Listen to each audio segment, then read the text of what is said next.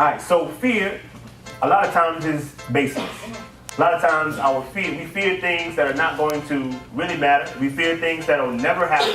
We look at all the negative consequences that we never allow our imagination to see us actually doing what we desire to do. Right? For me, I imagine myself standing in front of you right now, talking about stuff that I love to talk about. I imagine that. Right? And now I am here doing it. But I'm not going to let fear stop me. There was this boy. His neighbor's dog would chase him every day. Right? His neighbor had a bulldog, and as soon as he got in the house, dog would be chasing. He'd be running. Like he'd be running all the time. And I remember when I used to run from dogs, like I would scream like a girl, like ah! And then when the dog would stop running after me, I look back and I just like laugh. Like, oh, nobody heard me screaming like a girl. That's how I was running from the dog. But he said one day, you know what?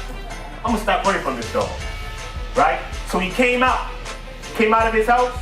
The dog looked at him, said, you know what we about to do, fool? I'm about to chase you and you about to run. Right? So he said no.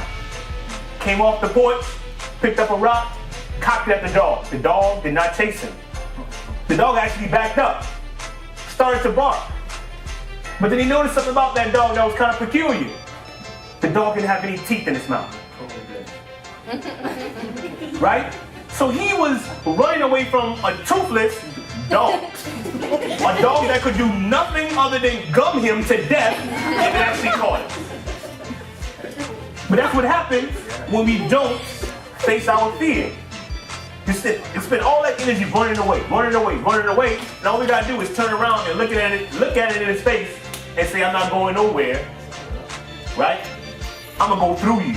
You know what I'm saying? To get where I have to go. And it's the same thing with the unknown. Because he understood, he knew that he had hell every time he went outside. The dog was gonna chase him. That was a known hell.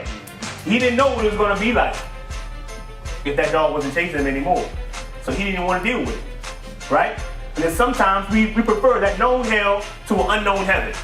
There's another soldier. He was caught behind enemy lines, right? The captain of his captors said, you got two choices. You can go to the firing squad in the morning, or you can go through that door right there that says unknown horrors. You choose. He thought. He said, I'll take the firing squad in the morning. In the morning, he was executed. Sure death, right?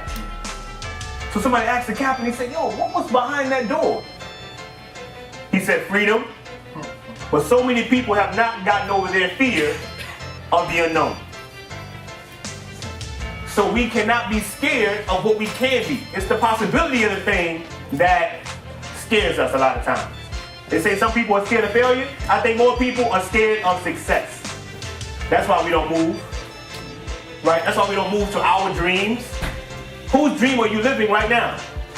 Why are you going to school and studying what you are studying right now? Is that your passion? The vast majority of the people who I ask what their passion is, what they do for a living, while they're in school, they don't match up.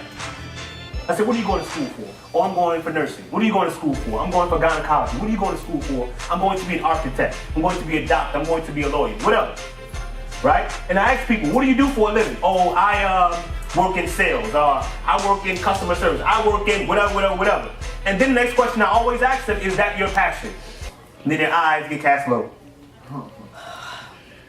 Nah, that's not my passion. Most of us are not living our passion.